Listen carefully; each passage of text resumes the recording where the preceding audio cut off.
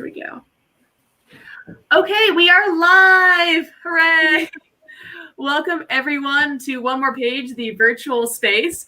And welcome to Tracy Banghart's amazing book lodge, joined by Intisar Khanani. Welcome, friends. Thank you so much for being here with us. Thank you. Thank you for having us. Yeah, so I'm going to do some bios for y'all, and then I'll get out of your hair so that you can, do all your cool book talk.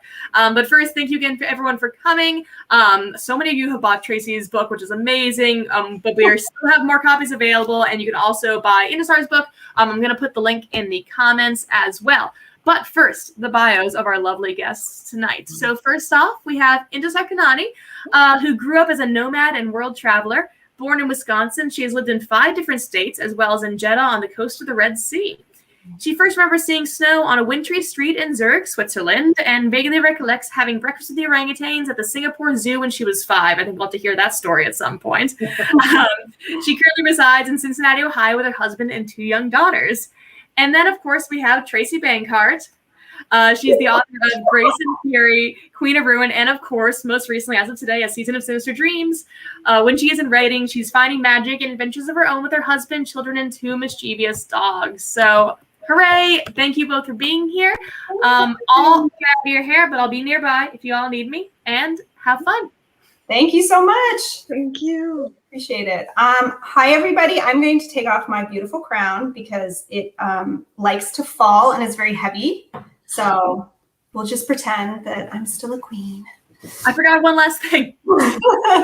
I completely forgot. We talked about this ahead of time, but we're going to be running a little contest over the course of this event. Tracy and Intisar are lovingly giving away a gift card to One More Page Books, which we always appreciate. And that's going to go to a random comment or question asker. So y'all can ask comments on Facebook and on YouTube, wherever you're watching. I'll see all of them. And at the end of the event, I will pick somebody randomly to receive the gift card. Feel free to add comments now. We're going to do a Q&A at the end. So if you want to save questions for then, great. But if you feel inspired to ask them now, feel free to put them in and I'll keep an eye on them for the end of the event. Now I'm leaving. Have fun. Thank you. All right. So hi, everybody. Hi, Intisar. It's so good to see you. It's wonderful to see you. It's awesome to be here. So excited for A Season of Sinister Dreams. Thank you. And we're going to be talking about Theft of Sunlight, which is Intisar's book. And is amazing. I know I brought props. I don't know if you guys can tell, but my eyes shine. I brought another one. Oh, you remember this one, Tracy? Yes, I've heard of that. I like it. Does it look a little bit familiar? The camera is flipped for us, so if we turn things weirdly, it's because our brains are upside down right now. Yeah. So one of the things that Intisar and I had been talking about, we were trying to figure out before we came online, when we were talking about doing this event, how we actually met, because we've been friends for a while, but we realized that we have actually only met up in person at bookstores, which is kind of fun. We're bookstore buddies. Yeah, we're bookstore buddies, but it's weird because we're such close friends, but we've only actually seen each other in person maybe 3 or 4 times, I think. Yeah. Well, this is our true pandemic friendship, even though it was pre-pandemic that we became. We first virtually met on Twitter because you found me. And I think we were both indie authors at that point. Yeah, that's right. And you found me, which I'm very grateful for, because I would have been very lonesome not without this friendship. I think I found you because I read your book and was like, this is amazing. I need to be friends with her. Thank you. So it's been a few years. Yeah. And we, for a brief time, lived near each other. I was living in Kentucky and Intisar lives in Ohio. I now live in Virginia. For those of you who don't know, I'm an Army wife, so we move a lot.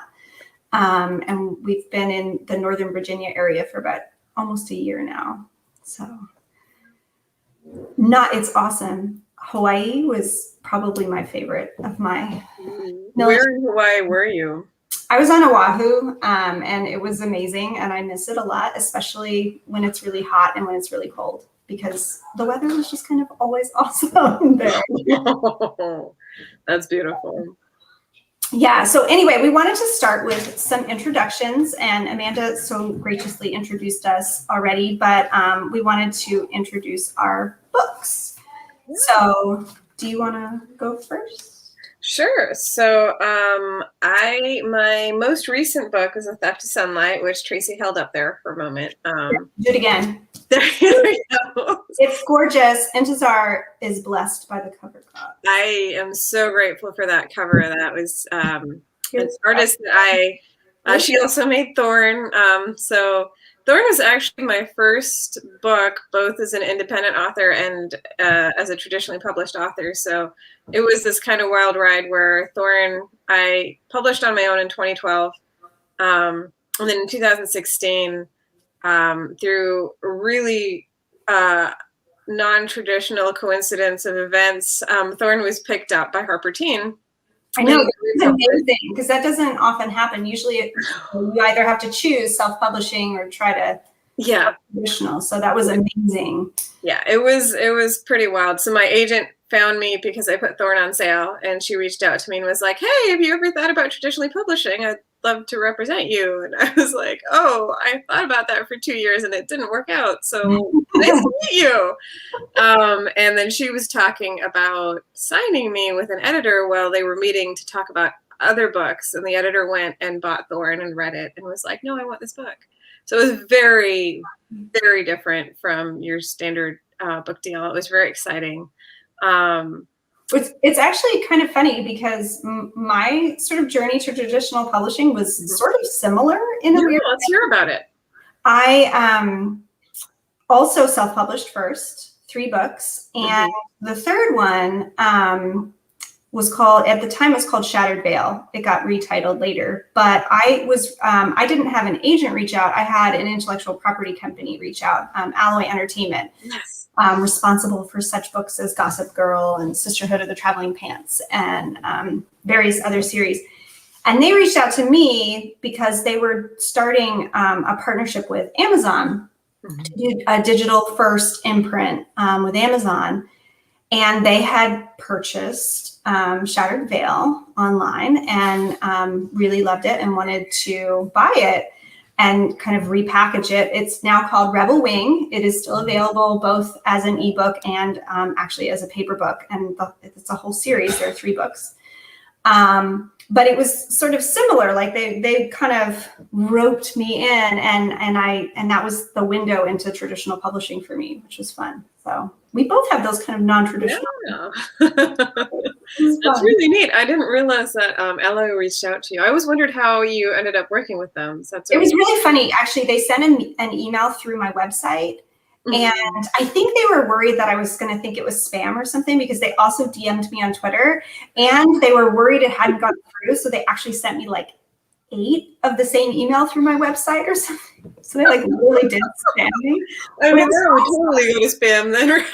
Well, and what was so funny is I think I might have thought like these people aren't legit, except that I had heard of Alloy because they published L.J. Smith books in the 90s, the Vampire Diaries and The Secret Circle, which I was obsessed with. So when I got this email from Lainey at Alloy, I was like, oh my gosh, I know Alloy. This is amazing. That is so cool. Kind of like a dream come true to work with them after having read so many of their books. So. And was Grace and Fury through Alloy as well? It was, yeah. They, most flattering call of my life. They they really enjoyed working with me on the Rebel Wing series, and they asked if I would be interested in doing a development project with them. And at first I didn't really know what that meant. So I was kind of like, oh, sure, we're kind of in the middle of this series. We'll see. And then I kind of did my research and realized what a big deal that was, and was like, yes, is that offer still on? I would love to. And that's how I found, so we ended up selling Grace and Fury to Little Brown, to my editor at the time, Pam, who in such a small world in publishing, she has subsequently left Little Brown and become an agent and is now my agent. So that was a golden relationship right there. Yes, it was one of those really special professional relationships where you just kind of, you feel like you get each other. Yeah. And she's always just done such a good job of figuring out, like, I just remember with A Season of Sinister Dreams, the new book, we ended up selling it to Pam on proposal at Little Brown before she left. Mm-hmm. And I remember we were having a conversation. I had written the whole manuscript a long time ago. Mm-hmm. And I sent it to her. And she was interested, but we had to work on a few things. And I ended up rewriting the first 50 pages and sending her this new proposal. And I remember talking to her on the phone, and just, she asked me one question, and it opened the entire project up. Wow. And changed the ending. It changed. So I can't tell you what the question was, because I know you all want to know, but I can't tell you. But we're gonna have to have a spoiler chat after this. Tracy. No, we might have to. Yeah, if you read it, DM me and I'll tell you. But she asked this one question, and it completely changed the project and made it so much better. And that's kind of where I started with the rewrite. And shout out to Deirdre, who took over the project when Pam left, because she's also amazing. And I've gotten really lucky and blessed by the editorial gods at Little Brown. So that's really awesome. That was a really long story. Sorry. Tell us a little bit about A Season for Sinister Dreams. And I mean, I want to shift this into talking about your main characters, but just start by kind of refreshing us on what the book is about, because most folks won't have actually managed to read it in the past, 12 hours. That's true. Today. So here's the cover again, which matches my eyeshadow. Why a little bit like a clown, because I was trying to match my pretty cover. So A Season of Sinister Dreams is a fantasy about two girls, one an unwilling prophet and the other a vengeful imposter. And they're both kind of trying in their sort of well-meaning but maybe suspect ways of saving their kingdom. And they leave a lot of death and destruction in their wake. There's also a golden wolf that figures prominently in the plot. Another way that I've described it is it's about a girl with not enough magic and one with too much, which is kind of where the original idea came from. So we've got, it's fun because it's two POV, which is similar to Grace and Fury, but they're not sisters. And they're so different from each other, right? Like Annalise is the sharp, like she's complex, she's morally gray, she's trying so hard to do the right thing, like all the wrong ways. Yes. She's definitely I would say the most complicated main character I've had that I've written, and I really love her for it. She's a total chaos demon. She just is. She also has trust issues, which I mean I understand given her background. Yeah. I mean, she's definitely interesting. Things that can happen from serious trauma kind of character, where it can just really mess you up. And she is really different from Evra, who Evra's like this wholesome. I mean, she's got, she has some hangups. I mean, one of the things I love about your books, Tracy, is you write these flawed characters, and even your wholesome, good character who loves her family and everything is hunky dory, so to speak, even though there's obviously going to be problems. Yeah. She's still got significant flaws. And I love that. But I love that Evra is much more of a gentle person. When I read it, because I scored an advanced reader copy, so I've read this book. I wondered if you created Annalise kind of as a foil for Evra, because they're so different, and I'd love to know the truth. So the truth is that in pretty much all of the original drafts of this book, which I wrote for the first time like almost 10 years ago now. Evra was the only main character. Annalise didn't, she was a character. She was in the story, but she did not have a point of view character. She was not a point of view character. Wow. And that was one of the results of that phone conversation that I had with Pam long ago.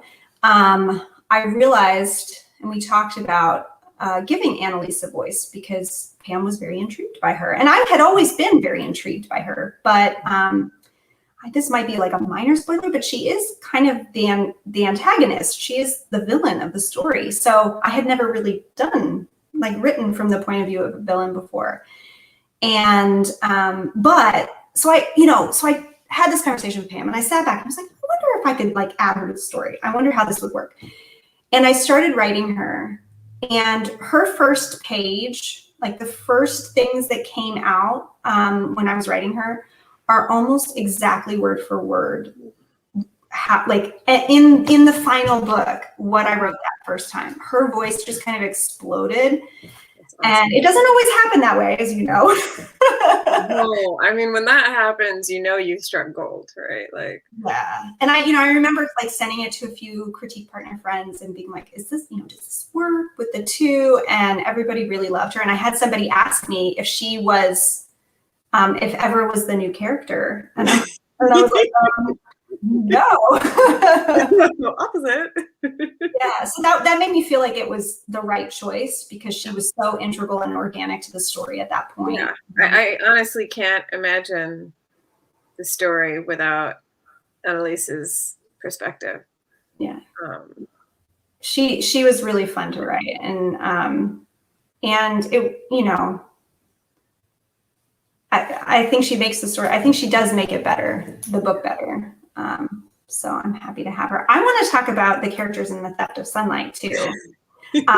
Segue, because you did something really interesting with Thorn and The Theft of Sunlight, and that is they're in the same series, but they are not direct sequels. Thorn follows Alira, right? Mm-hmm. Alira, and is a retelling of Goose Girl. Mm-hmm. And then The Theft of Sunlight follows Ray, who is a completely different character, but she interacts with and spends a lot of time with Alira in the second book. And I was just curious how, what the experience was like writing a main character as a side character, because you kind of have to pull out of her head. Yeah. Yeah. And there must be I'm really fascinated by how that works. It was a really interesting experience, especially, Ray really has her own voice. She really does. I love her because she's such a prickly, dour, pragmatic character. She is. She walls high. She is super protective of herself and her family and her heart. Yeah. Yeah. And sometimes overly so. And so it was, and she also comes from a very loving family, which is the opposite of Alira. And part of writing Ray and her family was just kind of looking around at young adult fantasy and being like, there are all these either broken or absent families. And I mean, that does happen in real life. And it's important that we reflect that in fiction. But there's also pretty decent families out there. Yeah. That doesn't mean you can't have your adventure and, save the world however it is that you're going to save it. So writing Ray's story for me was discovering what it's like to write a story where you actually come from a happy family and it's relatively functional. Does it have its problems? Of course, every family has its problems and they're not perfect, but they care about each other and they're very much there. So so that created a whole different lens for seeing the world for Ray versus Alira. But then, Ray comes in and she meets Alira, and at this point, mild spoiler for Thorn, Alira is a princess living at the palace, and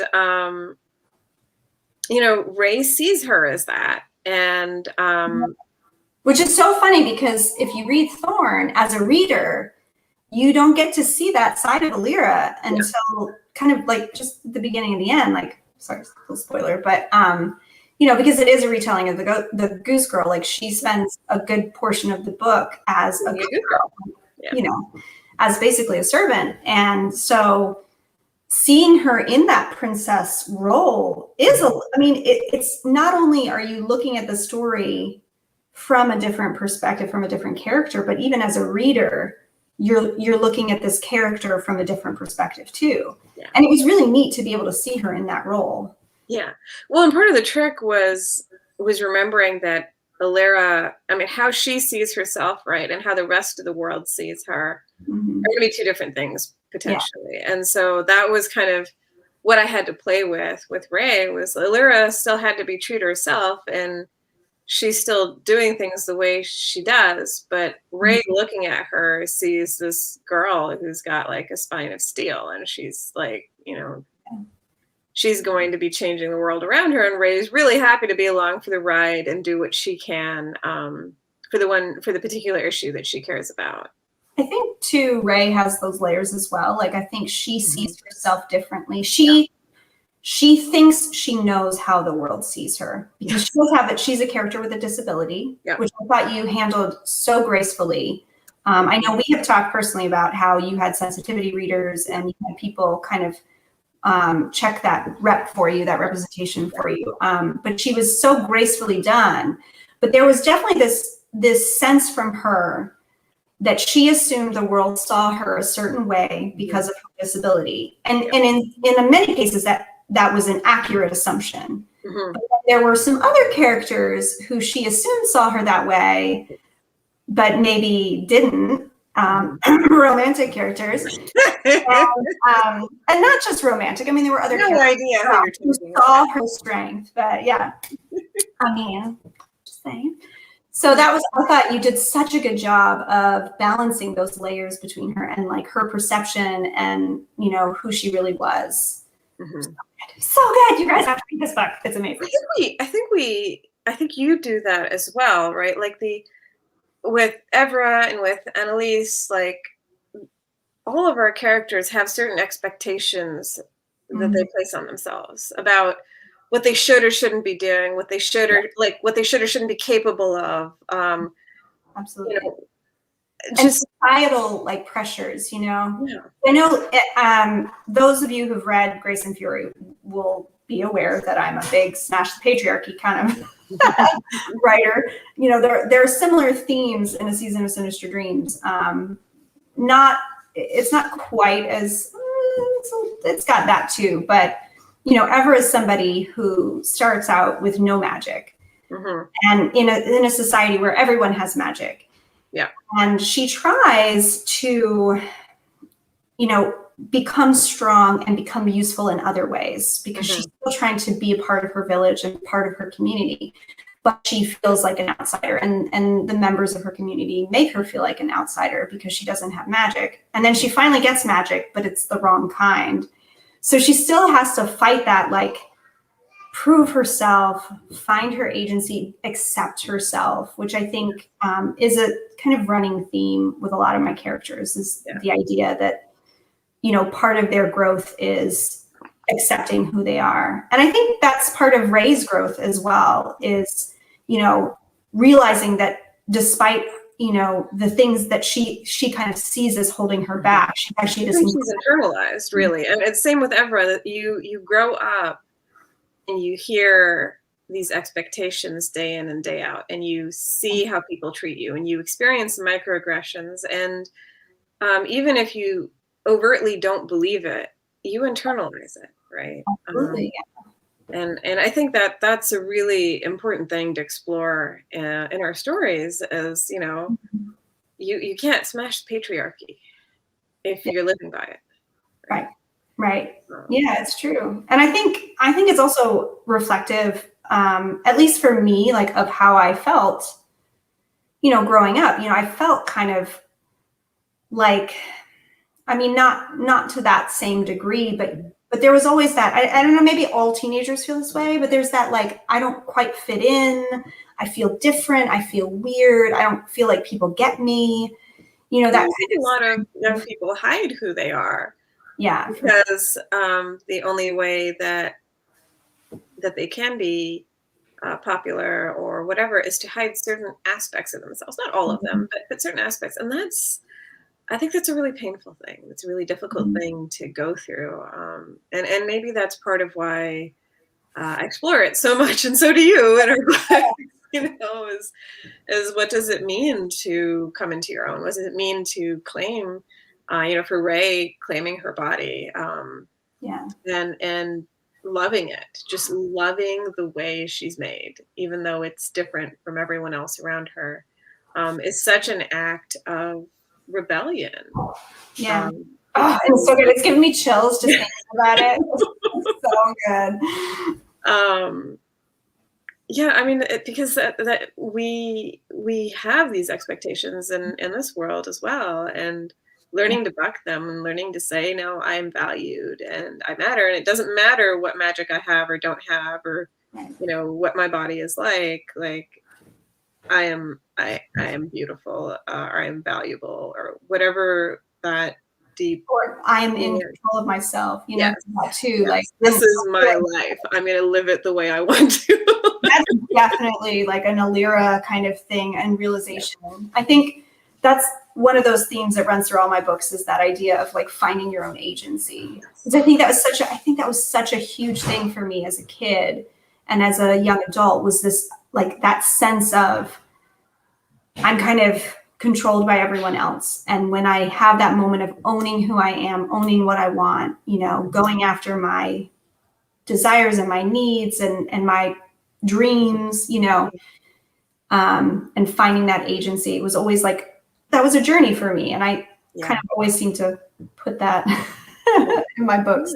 Yeah. Like proof that us authors, like we keep writing about the same things that we dealt with. Because it's what we did. Our trauma, let's put it in there. Well, so then that brings us to like, okay, if we're writing about the same things. Obviously we didn't grow up in, well, maybe we didn't grow up in fantasy worlds. You know, I mean, my fantasy world kept me company while I was growing up, but I wasn't in those worlds. I was trying to like morph myself into the books I was reading. And so how do you approach world building? How do you build these? I mean, Grace and Fury, that world has in some ways, a very different feel from a season of Sinister Dreams. And, you know, how do you begin? Where do you go as you're building your worlds? So I tend to begin with, and I know a lot of authors do it a lot of different ways. But for me, with world building, it usually starts with one element. And then I build the world and make it work for that. So in my first book, Rebel Wing, the element at its center and where it started was that there was going to be a male-only military at war. And there's this holographic technology that women can use to disguise themselves as men and fight alongside. And, you know, and I'm thinking about this. I want to write this story about a male-only military and a girl who disguises herself to be part of it. Well, that's not our world. So it's got to be somewhere else. So here's this fantasy world where that's true. How do I build out what that world looks like to make this central thing true and make sense? So in Grace and Fury, it was women have no rights. They can't even read. And there's a prison for disobedient women. And they're sent. So what does that world look like? You know, what do they do at this prison? What does that mean for the women who are still in the like real world? What does that mean for the rule breakers, the rebellious characters? What does that mean for like, what kind of world would have a prison for disobedient women? Well, a patriarchy, you know, so that's what in fact, I'm sure there have been a few in the history of the world. I know. I mean, this is not, you know, the book was compared a lot actually to The Handmaid's Tale, which, you know, has a sort of similar kind of structure. So, and the author of that book has said before in interviews that she didn't have any elements of her world that didn't happen at one time or another in our global history and in our society. Yeah.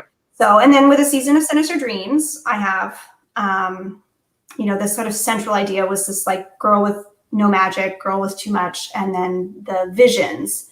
Mm-hmm. So Evra's magic that she gets is she becomes a clearsee, which is someone who has visions of the past and the future, and they're supposed to help her protect the kingdom. Mm-hmm. So that's where I started. And then it was like, okay, what does this world look like? And how does that make sense? How about you? Where do you? So I am, because your worlds are so lush and beautiful, and I know what you're going to say, and I love it, and it's crazy. I'm really bad at world building. Fast. You're so not.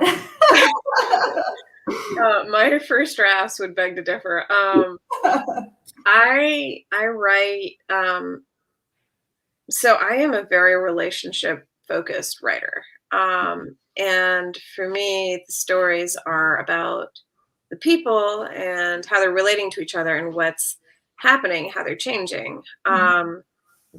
And so I start usually with a character just talking to me. And I'm like, oh, I should write this down. And I will kick around writing scenes with that character until I have a sense of where they are and what's happening with them. So at this point, I have no idea what the world is like, what the magic system is like. We should talk about magic systems too. Oh yeah, we should. But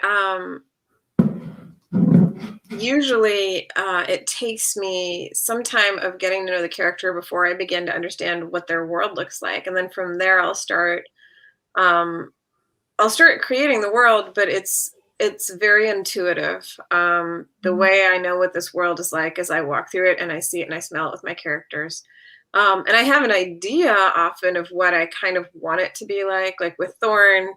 I knew that this was a retelling of a Germanic fairy tale. So Alira would start out with the kind of pseudo-Germanic heritage that, works in that, European medieval fantasy-ish setting that nobody can really put a finger on.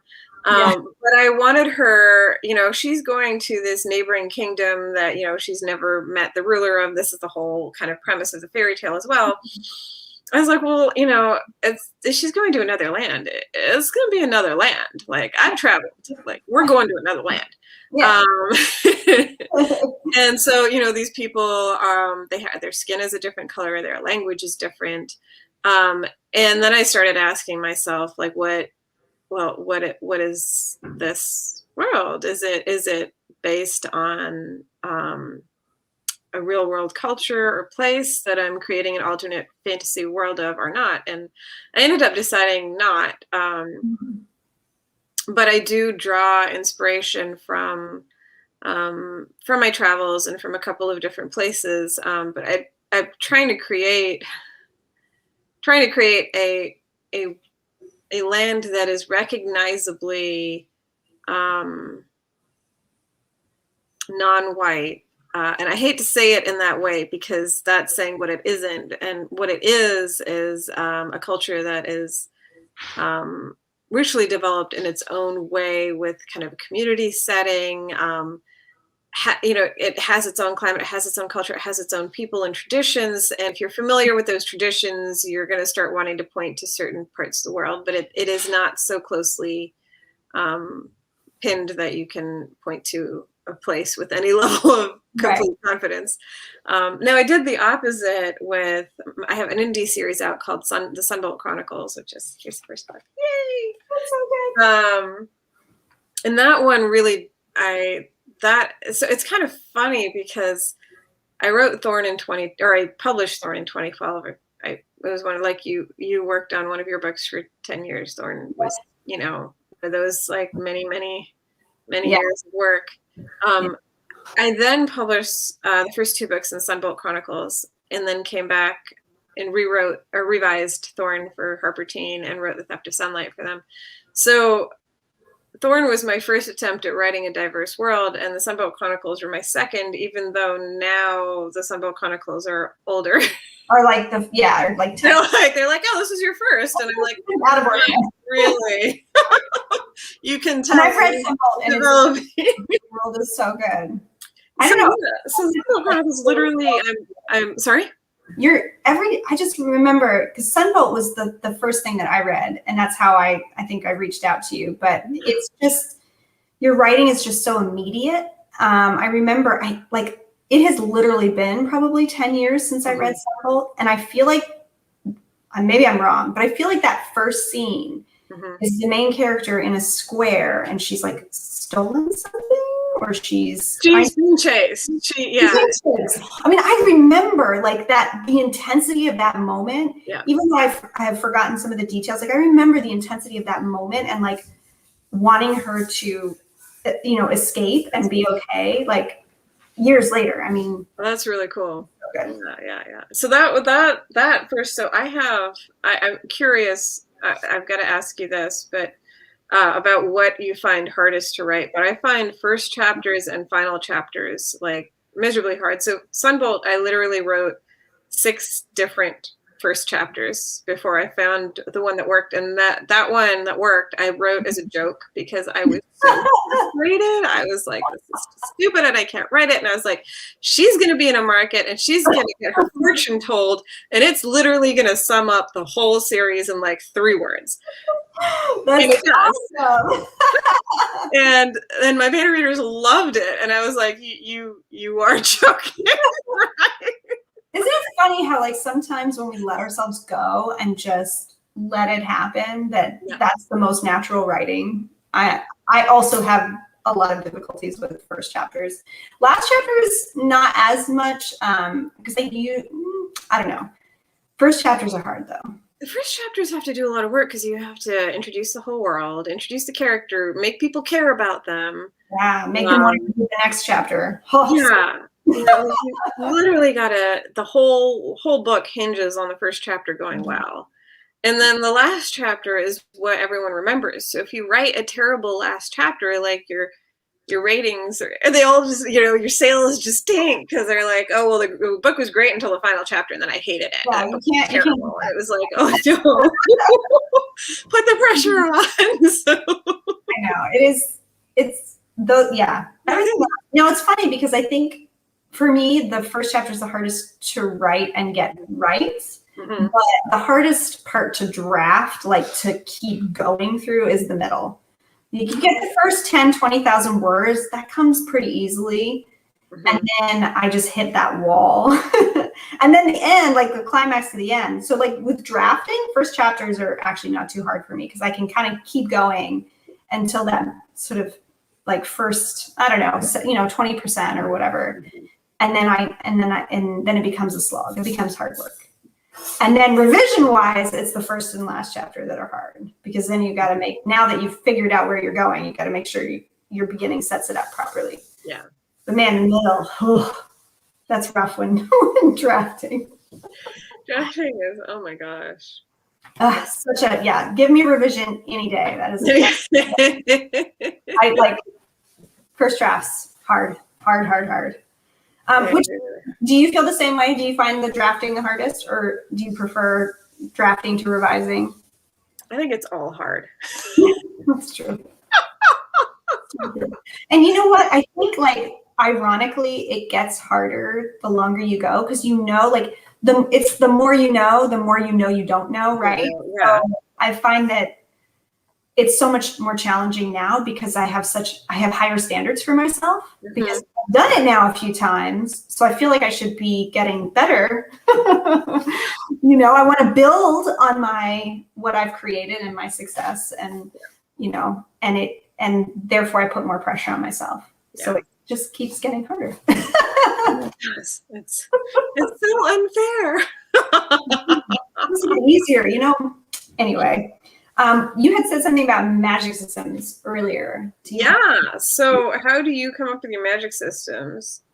Do you write hard magic systems where like, here are the rules and everything works to the rules? Or do you write do you tend to want, like, what do you enjoy writing? The softer systems where it's like magic exists in the world and things happen and we kind of know like how they should happen, but that's not the focus of the story.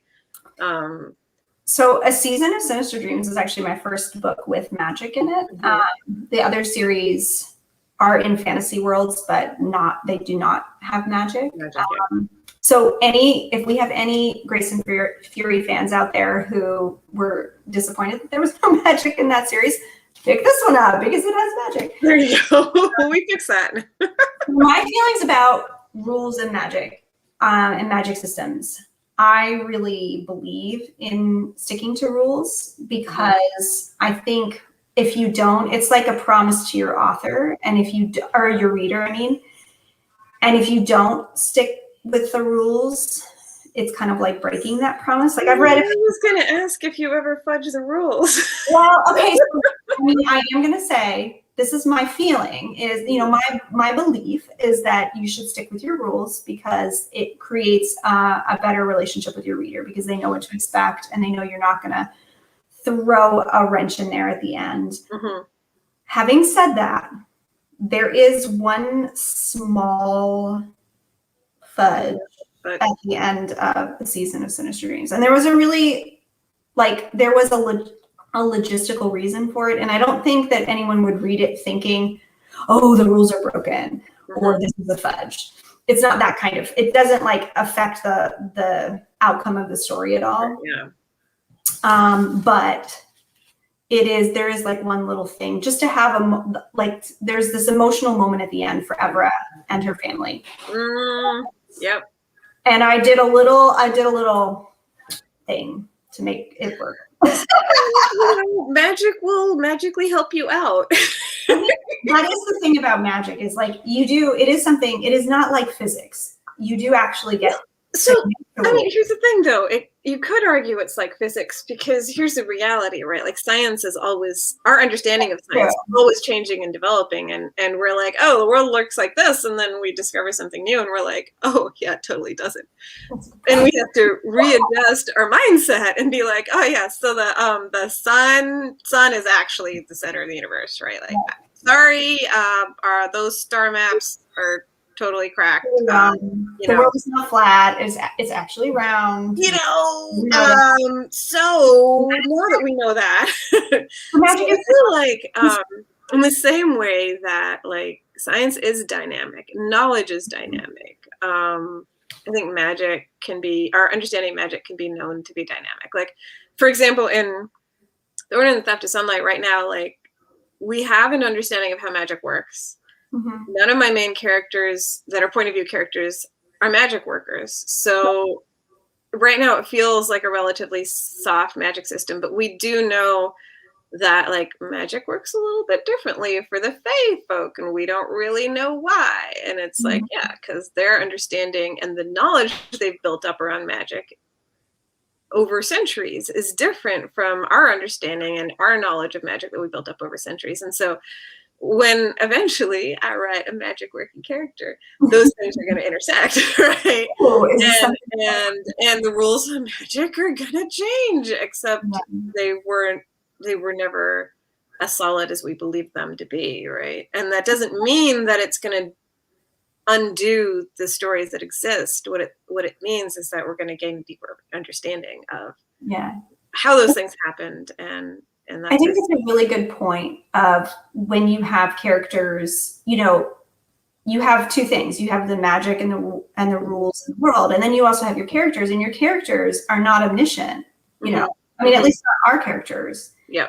So their understanding, Evra and Annalise do not understand how their magic works. Yeah. Neither of them understand, like they both have kind of a unique magic within this world. They both actually have magic that sort of breaks the rules in and of itself. Like the magic in A Season of Sinister Dreams is the way that it's described is as a wish that the people give to the land. It's like a little prayer. It's almost like a religion where you pray for your crops to thrive or you pray to heal somebody's injury or something.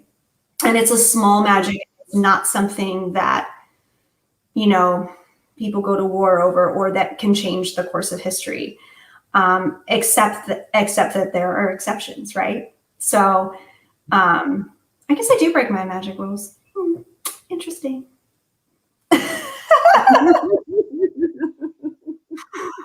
Never mind. Forget everything I said about following rules. I do think, though, I will say, I think that there is you make promises to your readers, and you don't want to break those promises. You have to deliver on the promises. Yeah. No, I agree with you. I agree with you on that. You don't throw a wrench in the works, but you can develop the works.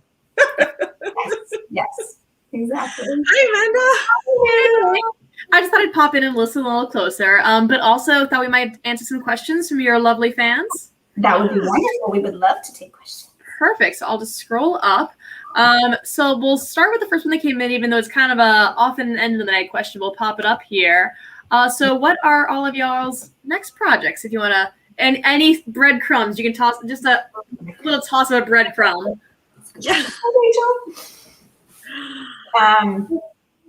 Do you want to go first? You go first, Tracy. Yeah.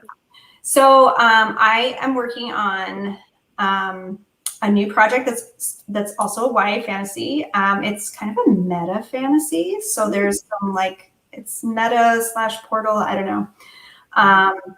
And it's a lot of fun. The voice of the main character is very different from anything I've done before. So that's been a lot of fun. And I also have a couple little picture book things happening. So it's a little out of this realm, but a lot of fun too. And it's something that I've pretty much since I had kids have been wanting to do. So more on that soon. That's very exciting. Yep. So what about you, Intisar? I hope the Theft of Sunlight sequel. I am working on the Theft of Sunlight sequel. So I actually have to get that draft done by July 1st. Yay! I'm working on the last 2 chapters. It's bad. We will not let this event go on longer than it has to then, because you got under deadline. No, I need all the procrastination I can do. Well, here, sorry, go on. Sorry. No, I was just saying I'm working on wrapping up Ray's story. So it's meant to be a duology. I suppose anyone who hasn't read The Theft of Sunlight, be warned that there is a medium level cliffhanger. I think it's a medium level cliffhanger. I would categorize it as there's a cliff, someone's hanging off. You don't know their fate. I think it's a pretty major cliffhanger. So you need to get done by July 1st. Let's go. Are you saying you need a beta read for me? Yes, please. So I'm working on that. I don't know. I can't think past that. That seems like a pretty big one to be concentrating on. Yeah. Next up we have Anna Hollingsworth. Hi, Anna. Who asked, which character in any novel have you written that was the hardest to write? Hardest to write. Yeah. Maybe it was none. Maybe they were all just a dream, you know? That's how it usually works in books, right? It's all really easy. No. No. Hardest. That's actually, I feel like I used to have an answer to this question, and now I don't know. Oh, no. People ask, which is your favorite? I think the ones that are hardest for me are the ones that are the most unlike me. So in Grace and Fury, I think Nomi was a little bit easier than Serena, because Serena was just so much more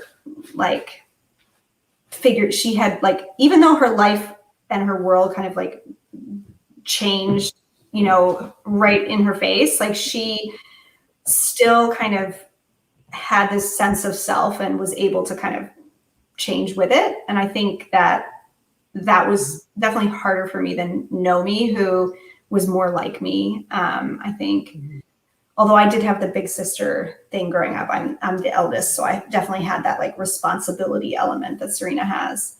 And then in a season of Sinister Dreams, it was tricky because I wrote them at totally different times.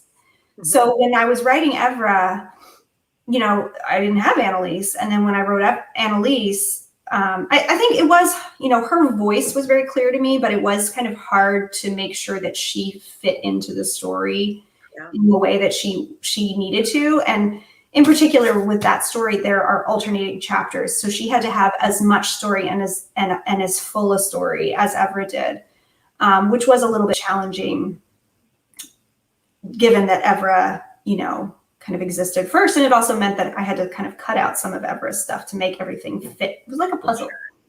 So that's cool though. The question. Right. How about you? Probably for me, I think with Thorn, Alira was hard to write because she is a survivor of abuse. And she's dealt with emotional abuse and physical abuse. And you see some of that at the beginning of the book. And, you know, it was a story I partially wanted to write because I feel like trauma is treated very lightly often in books. And it's like, oh, you're just going to snap your fingers and be over all this terrible stuff that was done for you because now you want to be over it. And you know, that is not how trauma works. Like you can snap your fingers all you like when you go to bed at night, it's waiting there for you in the dark, right? Like you can't escape trauma like that. And so for Alira, it's literally the story of her book is her learning to overcome and deal with her realities that have been shaped by the abuse she suffered. And so I think the emotional aspects of writing her character were really hard. Not something that I would give up, but learning, like I get very much into my character's head. So the kind of the pain that she deals with and understanding like, you know, sometimes you're too afraid to even try snapping your fingers, right? Like, what does that look like? How hard is that to deal with? And what does that mean for your journey? Yeah, definitely. Okay, next up, we have Danielle Baines Boateng, who asks, how do you give your characters names? The characters have great names in a season of Sinister Dreams. Characters' names. So if there are any writers listening and watching, I have a baby name book. And I wish that I had brought it with me. I can't remember exactly what it's called. I think it might be called the Baby Name Book. I'm not sure. But it is super, super helpful. It has, it's like, it is literally my copy is falling apart because I use this constantly to come up with my names. I used to do like website searches and stuff, but this book is really organized well. It has different types of names, like different heritages, different like brisk and breezy, you know, something like that, you know, and so it has like types of names, and then it has definitions and names and like names that go with other names and stuff like that towards the end. So whenever I'm starting a new project, I'll flip through that and just get like a sense. So for example, with Grace and Fury, it's an Italian inspired world. So I was really looking at Italian names. And then I had a friend, my friend Michelle, who is Italian, and I was kind of checking with her to see if the names were good names or actually Italian names. And she actually gave me Serena's name. Serena is not spelled the way it is, Serina, is not actually a sort of traditional Italian name, but it's Michelle's my friend's grandmother's name. Aww. And her mother like grew up in the Depression or something in Italy, or her great grandmother, and she was tired of all the kids being named Maria, and so she made up names for her kids, which was like really not done at the time. And she told me this wonderful story. I hope I'm not butchering it, but she told me this wonderful story, and I was like, "Can I use that name? I love that name." And she gave me her permission and her blessing. So that's a fun one because it's close to my heart. But the rest, I mostly use my baby name book. And I sometimes if I write contemporary, I look up the like Social Security. They have a website where they give you the names of like the popular names based on year of birth. So very helpful resource as well.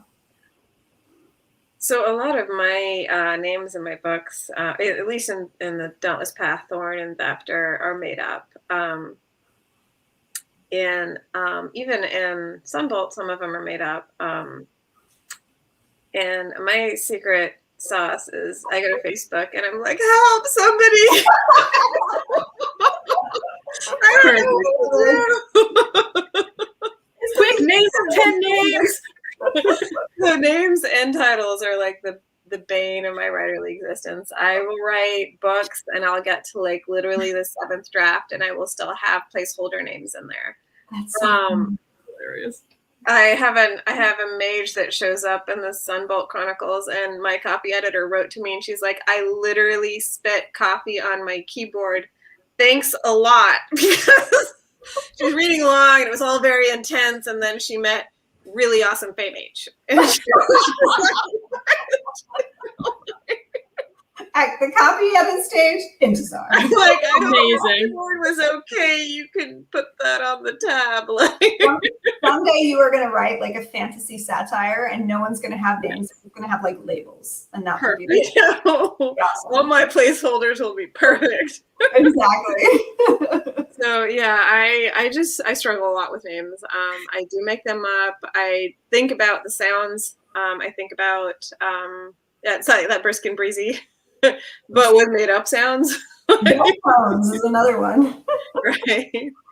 So yeah, it's fun. That's awesome. So if you guys have any good name ideas, just DM them to Intisar. Always. I have a running list of made up names that are fantasy appropriate. It's fantasy name generator or whatever. Yeah, right. One No of one those never generators. helps me out. I spent a while on there, and I'm like, no. They've got to be able to be pronounceable. They have to be pronounceable, and then they also they have to have the right kind of cultural feel to them. Sure. Which is its own, what does that even mean kind of thing? No, it's true. Yeah. So we only have like a minute left, but I love this question, so I'm going to skip ahead to it. But from Sarah Spence, which characters from each of your books would be friends if their worlds were to collide? That is a good book. That's a good Yeah, one. I thought that was fun. Hi, Sarah. That is a really good question. So I'm assuming she means like from each of our books, like which of Intisar's characters would be friends with. I think we can definitely interpret it that way, at least, because I think that's a fun answer. I want to answer. I feel like this is a really good one. I know we only have a minute, but I want to come up with some good answers. I feel like Ray and Evra would be friends. Yeah. I'm not sure any of your characters would be friends with Annalise. She's not that kind of character. No, I mean, I feel like she's kind of hard to make friends with to begin with, but I mean, Alira's, she's got her own kind of prickly, must do my royal duty kind of yeah, thing. but she's super, super big on the compassion train.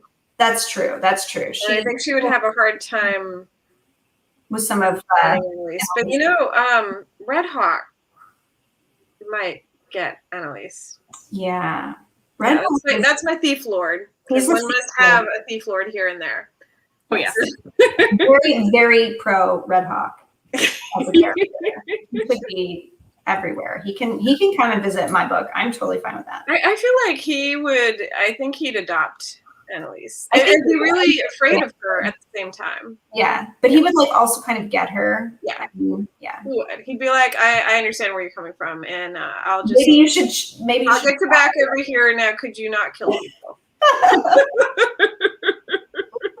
So for the next book release, we need this fan fiction posted as a pre-order. Yeah. We'll do a pre-order, just a joint pre-order. Joint world mashup. It's fine. It has broad appeal. Maybe we need to work on a co-author thing. Yeah. Okay, well, if you do that, you know exactly where to have your launch. If only because it was my idea. So you owe this to us. Absolutely. Absolutely. You and Sarah will be in our acknowledgements. Perfect. Okay, now we're just about done, but before we go, we have to do your giveaway for our page gift card. So I have a very scientific way to do this. Tracy, as you are the woman of the honor, please pick a number between 1 and 25. 8. Okay, hang tight. It's my lucky number. You're officially also a random number generator now. Yes, well done. Okay, our winner is the amazing Rachel Ham. Yay! Congratulations, Rachel. So, Rachel, listen up. You're here, you're listening. I want you to send an email to info, I-N-F-O, at onemorepagebooks.com, and we'll get this all taken care of for you. I'm also going to write down Rachel's name so the rest of you guys can't all email that email address. I will tell the person answering it what name to look for. But Rachel, congratulations. You're a lucky winner, and thank you all. And thank both of you for coming and doing this with us. It's so nice to have you here, even virtually. Yeah, thank you so much for doing this. And I have to say, like, I miss the in-person, events and stuff. But if we were in person, Intisar and I couldn't be in the same room.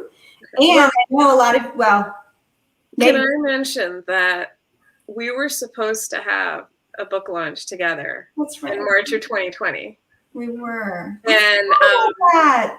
yeah, that was for Thor, and that was for my first. That, and we couldn't do it. And we didn't, because everything went into lockdown, like, that right before. And so it's kind of go buy Thorn, because but how awesome is it that we're here today with One More Page Books, and we're able to do a book launch together anyhow. So yeah, and I'm sure that we don't have just locals, joining us, because I know at least a couple of the people who've commented are friends of mine who live far afield. So we're really happy that you guys all came, and thank you so much, Amanda and One More Page. You guys are amazing.